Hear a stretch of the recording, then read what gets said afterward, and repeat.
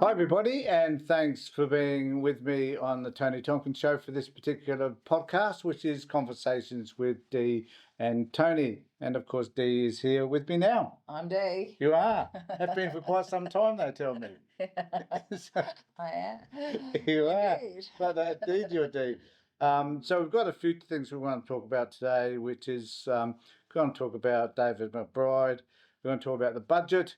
We're going to talk about Rinehart and her painting that she loves, and we're going to have a chat, if we've got time, on the university protests.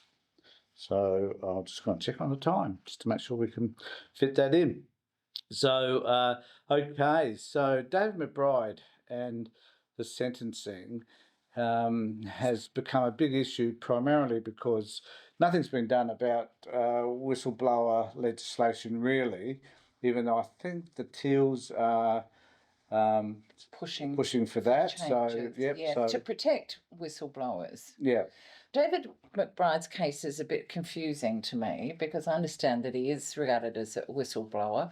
I have enormous sympathy for the 6 years in which he's gone through this dreadful situation of the fact that he's now been sentenced to more than 5 years in prison and needs to serve 27 months, as I understand it, before he can. Yeah. And I don't understand why he had to go to prison rather than serve his time in home detention, which I think he was accepting. He'd accepted that he pleaded guilty, and he was accepting of that, as I understand it. So I don't understand why a combination of community service and home detention couldn't have been done instead of sending him to prison. Yeah, I guess we don't understand, or we haven't. Well, I haven't read the judge's decision. No, I don't think so. I'll rely on tedious. I'll rely on social commentators to do that. And I didn't tune in, unlike the Lehman one. Yeah, I didn't listen to that.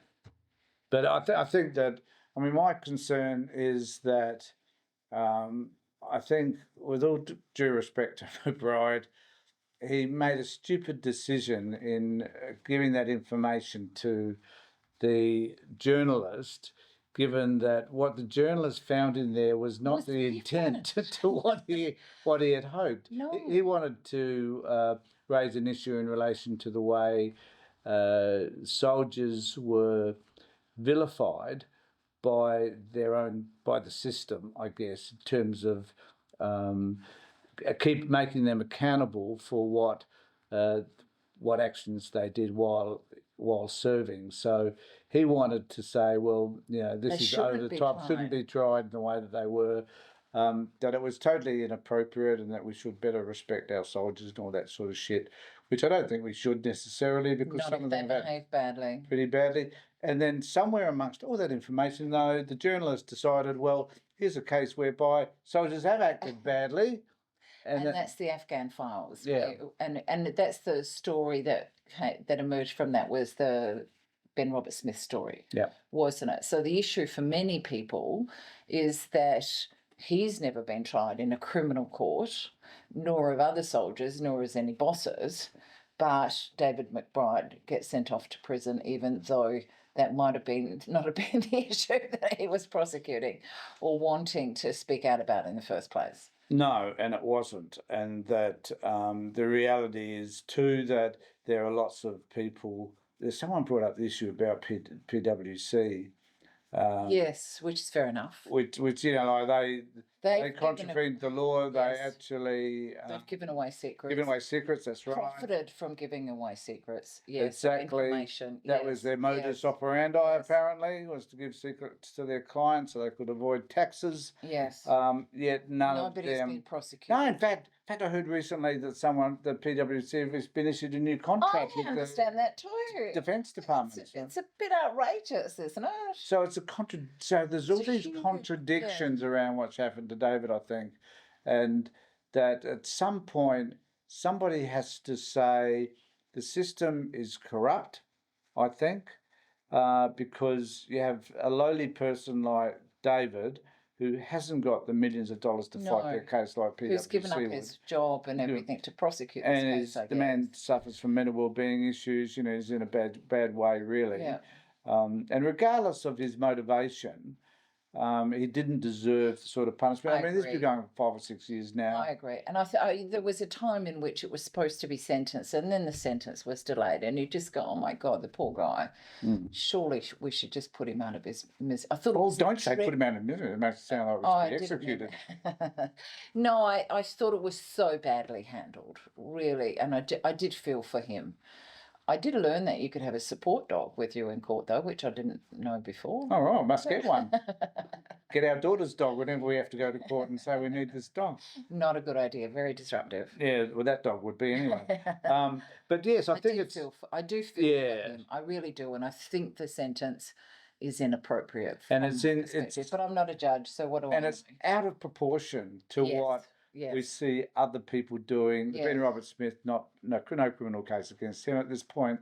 PwC and what's happening in relation to them. They're being rewarded, oddly enough, for what they've done. And then poor old David McBride, all on his own, even though he did raise a lot of money, to be fair, in order to fight his case. He did. That's true. And he has lots and lots of supporters, but he gets punished. I mean, this is part of our system, isn't it? The system generally, I talk a lot about child protection. The people that are less likely to be able to fight for their rights are those people with less money. And we see in the criminal justice system, the wealthy people who commit crimes, those people who can afford good lawyers tend to get away with it, and those that can't don't. And sometimes we see the injustice. So he's gotten more than 5 years for this in prison, and we see the injustice sometimes where a pedophile doesn't get as long a sentence. That's right. It's very variable with pedophiles. Might be 13 months, or I don't have a specific example. Well, might get community order or something and be who wants them in the community? Well, that's right. Well, we don't want them in I think they should be locked up forever. Another issue for another time. Yes. But certainly it's out of proportion with the actual crime. The other issue I have with it are these people that are pleading to the Attorney General to have intervened. And my issue around that is that I don't think governments should ever intervene on a judicial inquiry or a judicial matter. That should be left up to the judges and the magistrates, whoever. So we should have that separation of powers. Definitely separation of powers, and that. Yeah, certainly. But if the government could change legislation. Yes. Okay. So if you could but even then, does the legislation be retrospective? Does it? Yes. So if we put in legislation today, that wouldn't necessarily impact the decision made against David McBride. No. So. But they could have been working on legislation before this went to court. To be fair. I could have been working on legislation around whistleblowers 20 years ago. Well, that was liberal. And then one wonders, if. What would it mean to have this legislation? That doesn't mean that, because there's a fine line between treason, I reckon, and releasing information in the, it's like that issue around Assange. So, where do you draw the line between releasing information that is state secrets versus releasing information that is in the interest of a certain group of people or the public should be interested in? Interest. So where does that sit, do you think? It's interesting. I never think about treason from one day to the next, to be honest. Oh, don't you? No. You don't think I'm treasonous from time to time? No. Read your diaries. No, I never think about treason. I find that a very old, ancient concept somehow. Oh, it's in the legislation. It probably is. I guess I'm not a nationalist, so why would I think about treason? But would I think about betraying my country? But when do we keep... So does that mean that there's no such thing as secrets? Well, that every everybody family has a secret. Well, they do. Oh, good point. And I guess every country does. Secrets. Yeah, well, it's an interesting... We don't want other people to know about secrets. We don't want other... about our strategies for defence and things, even though everybody knows about AUKUS, don't they? Yeah. And because of Trump, everybody knows how they run too and how close you can get to them as well. Exactly. So that's bizarre. So, however, is the issue about Australia's reputation with soldiers behaving badly? Was that the issue rather than treason? Was it about strategy, or was it about they were doing things that they just shouldn't have done, and if we told people that, then we look bad in the world community. Yes, and it took Ben Roberts-Smith to shoot himself in the foot and every other orifice that he's got, I They've think. never been charged criminally. No. So, and then I think, well, where is the line in terms of, I mean, I think Assange is the other example. Yes, I think where that's right. a whistleblower has suffered enough, and Well and and it was a harmless crime. yes. Like no But one. again, he was talking about the Americans behaving badly, Oh yeah, doing yeah. things that they just shouldn't have been doing. Is that treason, or what is that? I think that's So if we point out, that's a good point. So if we define the behaviour as being inappropriate, damaging, hurtful, or even murderous by a government, then that becomes treasonous or is whatever. it? Well, apparently, so It's exposing the wrongness. Yeah. Mm. So is that when?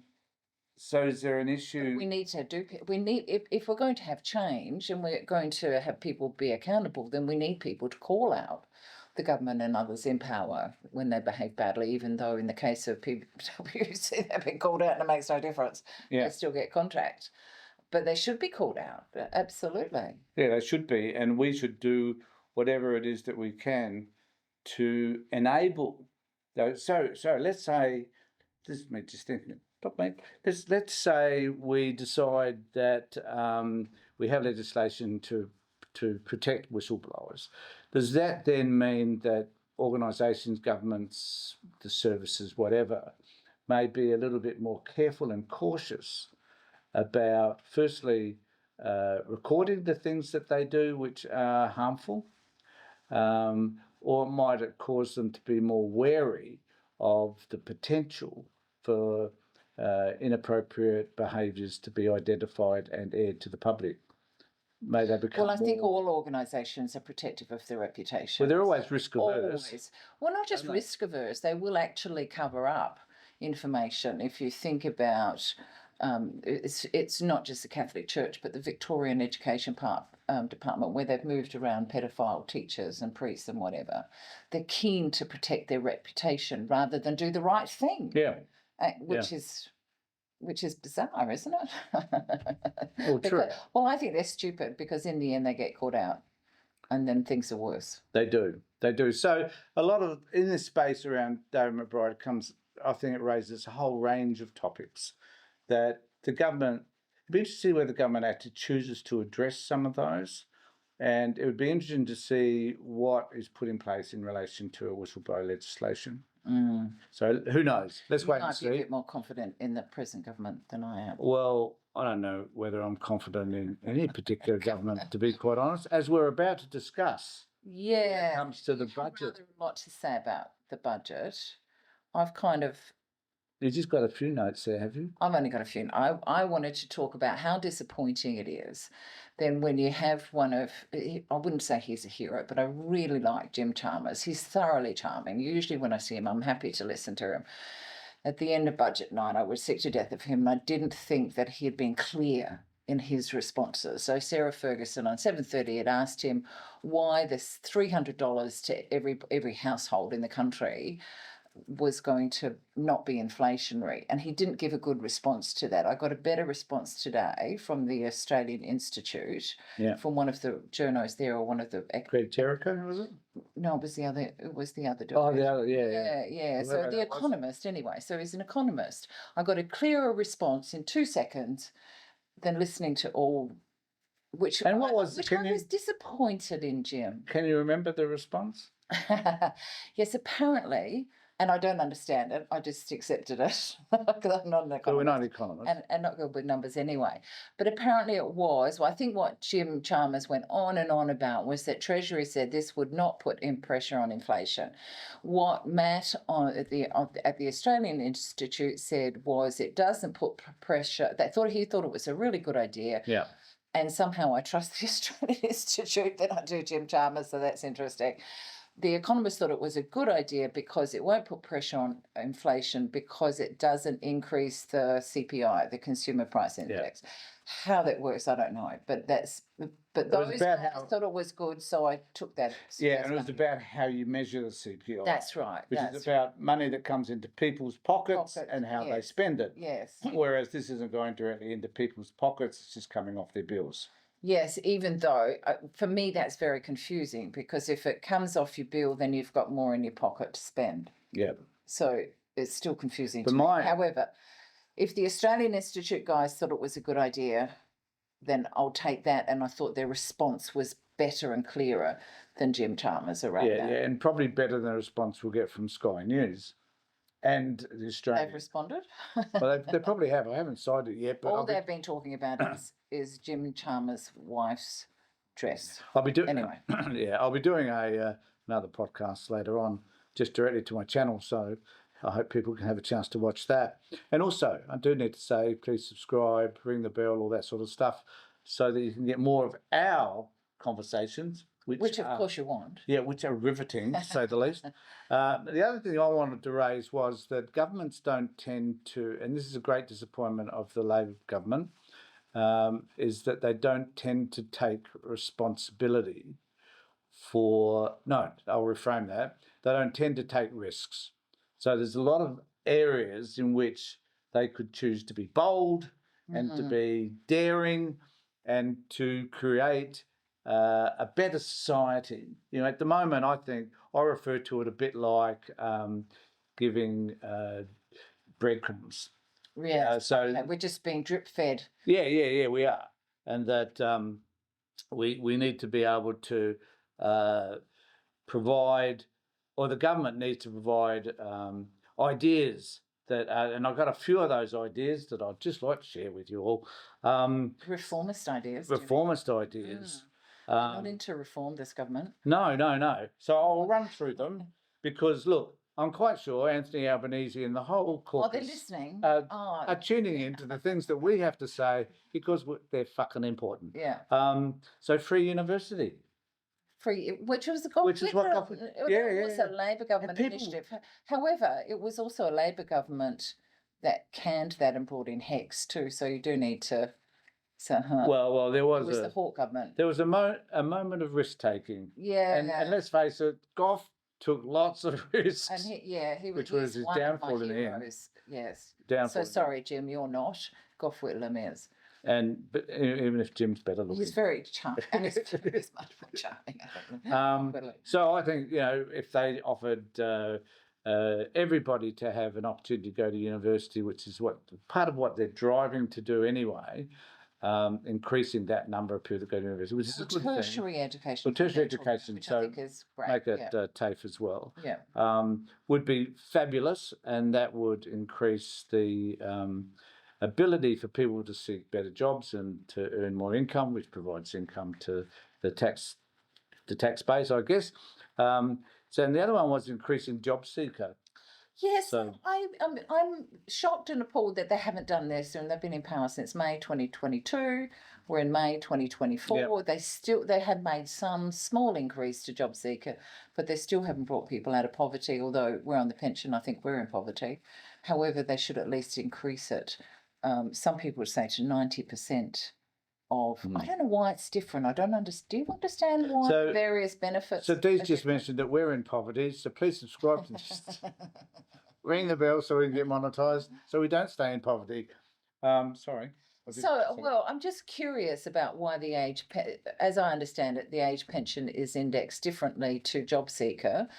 And since 1997, I heard today that since John Howard, there's been a paucity of money going to job seeker benefits, so it's not being indexed, it's not being tied to the age pension in any way whatsoever, so it's considerably less, so people get less than that. And I don't understand why you're on job seeker you get less money to live on if you're on the pension. Is that sort of a philosophical?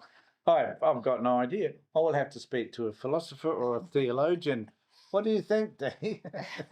Well, yeah, I don't understand why Why the difference? amount is different. Yeah, I don't They understand. should be why indexed I exactly the think they same should way. all be indexed as that, but they should be the same amount. Yeah. It's not like somebody looking for a job needs less money than And there's a pensioner. significant difference between a Well, there's pensioner, the pension and the. Yeah. Yeah, haven't got don't have the haven't got the figures, details sorry. here. Look them up. Yeah. I might look them up, pop on the screen. Yeah, that's a good Um, idea. So, So the point is that you're right, because they've done nothing about that. Certainly in this budget, they've done nothing directly about the job seeker benefit, so that people still living under the poverty line are still living under the poverty line, even if they do get $75 a quarter off for that yeah, electricity bill, which they might be very excited by. But I thought that policy was very lazy. The $300 for every household was lazy. and the big one for me though is taxing the gas industry. Oh, that's a good idea. Let's do that. Let's ensure that the people that produce stuff that's in our ground, it's not like, it really interests me. It's not like, like if you're a motor car industry or whatever, you can take your motor car industry to another country. Yes. You can build those motor cars elsewhere. But with the gas and mineral industry, well, the stuff's in the ground, for God's sake. The best you can do is take it out of the ground. Yes. Produce it, whatever it is you need to do to it, and then send it overseas. Yes. But the stuff is always in the ground. The mines will always be in the ground. Until they're depleted. Well, yeah, true. But anyway, so the minerals, whatever they are, the gas is in the ground. You can't shift that overseas per se in terms of those minerals. You have to make them into something with them. Yeah. Right. So they're always here, always will be, and we have some of the largest resources in the world, in fact, in this country. So we're rich. Right. So why don't we do what they do in Norway, where they tax them 87%? 87%. And as a result of that, when Norway runs out of, when the rest of the world runs out of gas or are having a hissy fit about not having gas, Norway says to itself, we have plenty because we haven't sent it all overseas in a way like you other people have. Yes. And we're better off for it. And as a result of that, their energy costs are less. Yes. So they have more tax income. Yeah. Because they're taxing. Yeah, and the tax, I haven't actually looked at the details, but my understanding is that the tax you'd get from the gas industry, and also I must include that the mineral industry across the board, the tax you would get from that, if you tax them appropriately, would be enough to pay for free education, improved Medicare. Like maybe put dentist on Medicare? Yeah, maybe. That's a good idea. Another one we could do. That's another risky thing they could do. It would change, it would provide opportunities to cut down on our energy costs by giving rebates, greater rebates to people. Rather than to the industry. Yeah. It seems to me most of the rebates or the benefits go to the industry rather than to the rest of us who theoretically own the resources anyway, don't we, as citizens? We do. They're in our land. Even though the land's not been ceded to the Aboriginal people, so it's a bit more complicated. Well, some of the land is. Some of the land. Yeah. So there's a big thing. Taxing the wealthy is another one. But don't they just do creative accounting anyway? Yeah, well, they were run by PwC, so they already know how to cut. They've already got their ear in there, hearing where they can do benefit from. So I think we should certainly tax the wealthy and be unashamed at the degree that we need to do that, and just friggin' do it. Tax on it 75%, whatever. And it blows me away that the wealthy aren't happy for that, because what do they do with all their money anyway? We're talking about billionaires. They accumulate it. Well, yeah, but what is the point of that? I don't see. Well, that's the point. The point is simple. How much money? When I look into my bank account and I see those, I don't understand that. And I see those 6 or 9 zeros, I get excited. Okay, all right. So I don't know. Never having been one, we'll never know. Get it. But I don't get it. Cutting back on AUKUS. Oh, we shouldn't have done. Oh, Oh, we look, should any have. policy, in my mind, any policy that Morrison introduced, the Labor government should never have endorsed. Yeah. Now they've done that twice now. They've done Yeah. that with AUKUS and they've done that with the Leaving Violence program. And I think, come on, are you being lazy? What is going on here? You should question anything, that man. He's had a meeting with Trump recently, by the way. But I anyway, was most excited by that. I couldn't he was understand. excited. Well, isn't it great? I think, just sidetracking a little bit, how two devout Christians get together. I have to say, Morrison and Trump. Don't you Morrison think is at least, I think, a devout Christian. I don't think that Trump is. I think it was said with a degree of sarcasm. Oh, okay, fair enough. But he probably has given Trump Morrison the idea he could just sell a few Bibles. Well, he probably gave him a Bible. He probably gave him a Bible. So I thought that was interesting. Those two dudes getting together to talk about what I don't know. I think to pat each other on the back in regard to AUKUS was the idea. Okay. But anyway, anything that is a Morrison disaster. does, That is a disaster waiting to happen. I cannot wait for November the 6th, which is one day after the election. Okay. I think that'll be most exciting, All right. and we could just watch the demise of the United States. That is in front what of is our face. happening. Yeah, which I'm not opposed to. But No. anyway. Well, I am. I feel sorry for those people that don't necessarily support Trump or want him. And then suddenly you get this, of course, larger than life autocrat. But we had to live with Morrison. That's right. Yeah, that's right. So we're just going to finish up in a few minutes left, just on university protests and I was how. going to talk about Gina. Can we just talk about Gina? Oh, sorry. Just I really quickly. jumped one. Yeah. I apologise. Just Gina, it kind of relates to. I've heard so much about Gina Rinehart this week, whereas normally I wouldn't hear anything about it. And there were two things. Okay. There were two things. One was that she'd be receiving that $300 back from her electricity. And Matt Golding did this delightful cartoon where he's got her looking over a microscope inspecting whether $300, like she would care. But so people were validly asking, why should she get $300 back on her electricity bill? So I think that's a very fair critique of that lazy $300 for every household policy that they did. So she came up in that respect, but then she also came up because apparently she's opposed to a portrait, and you'll put the clip up, will you, of the portrait? Yeah, I will. Yep, you can see it right now. So there's a young artist, Vincent Namatjira, who did a portrait. Lots of his portraits are quite sort of mocking and a bit satirical. Oh, yeah. He likes to take the power back, and I think that I'm happy to endorse that. But apparently the portrait of her was in the Adelaide Art Gallery for quite some time. Didn't see it. It's now at the National Gallery, and she's demanding, as she can do, I suppose, that it be put down. So now it's a bit like what they call the Barbara Streisand effect. I hadn't seen the portrait, even when it was in Adelaide. But now we all have. And people are doing funny things with it, like putting it on the $5 bill, and it's not a flattering. The point is that it's not a flattering. No, and I did put on my ex. I hate saying that. It sounds like I'm talking about my ex-wife. Oh, just my call ex. It Twitter, I do. Call it you call her a twit. So the ex. I said, like the artist looked into her soul and saw this thing, and she's now looking at it, seeing herself. It's not flattering. Seeing her soul, because it's not at all. So just finish off with university protests. And offered a lot of support for that. I mean, I think it's great that we're now seeing university students becoming involved in an issue. Back in my day, when I wasn't at university, back in the 70s, the late 60s and 70s, there were a lot of protests about the moratoriums around the Vietnam War. Yep. And university changed the thinking and applied heaps of pressure. And in those days, with Cairns and a lot of other Labor politicians were out there walking with them. So it had this political emphasis, because politicians were supporting the moratorium. We don't see that so much these days, except there was a politician from the Labor Party, I believe, who the youngest woman in. Yes, Senator Fatima Payman, maybe is it her name I is. don't know. It's Fatima.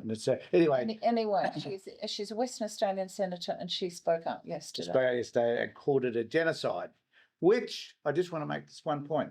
It is. So that's, and I think it's important that they call what's happening in Gaza for what it is, and that I'm still disappointed though that they're making this issue an issue about Jews versus Muslims, and in actual fact, it is about the country Israel and their military desire to eradicate Palestinians. So it isn't about religion versus religion. And if and I'm really disappointed in the fact that if you declare your allegiance to the fact that you don't like seeing women and children being killed, let alone the men, that you for some particular reason are anti-Semitic. Doesn't make any sense to me whatsoever. But no, it's just it's a useful way of turning against people criticising Israel as a state. And I think the other disappointing, we'll just finish with this point too. I think the other disappointing point is that governments haven't got the courage, are not taking the risk at calling it out for what it is. So they, Penny Wong sits on the edges. Our government hasn't. Some governments has. Irish government has, for example, the Spanish government. I'm talking about our government. South Africa. You're talking about our government. Yeah, we're not. Yeah. Even though, as I understand it, Albanese was a long-term supporter of the Palestinians. Yeah. Now he's caught in this. He's changed his mind or caught in something. He's caught in this vortex. Yeah. It sits between, placating the United States. Yeah. Doing Which it can't be comfortable. So I think it's a disaster, and that it should be an issue that it gets further discussion within. Don't ever hear anybody talking about it necessarily at great length in Parliament. But at least the universities here haven't called in the police, as far as I understand it. No, they have consulted. I think Melbourne University yesterday threatened to, but they haven't yet done so. Yeah, and the other concern, of course, is hate speech, which develops as a result of this from both sides. And to be fair, for some people, this will be an opportunity for any anti-Semitism that they felt to come out. They'll use it as an excuse to go back to old ways of thinking about Jews. Just like the referendum, the Voice exactly brought out all the racism. Yeah, so I think if there's a rise in anti-Semitism, I can understand that. People will be saying, yeah, well, those Jews were bad anyway, but that's different to criticising the Israeli state. Yeah, that's right. Okay, well, thanks again for a very riveting conversation. It covered a number of areas. If you want to subscribe to the channel, please do so below. Ring the bell for further notifications. Put some comments below so we can know what you think. Thanks, everybody, for being with us. Take care, look after yourselves, and more importantly, be safe.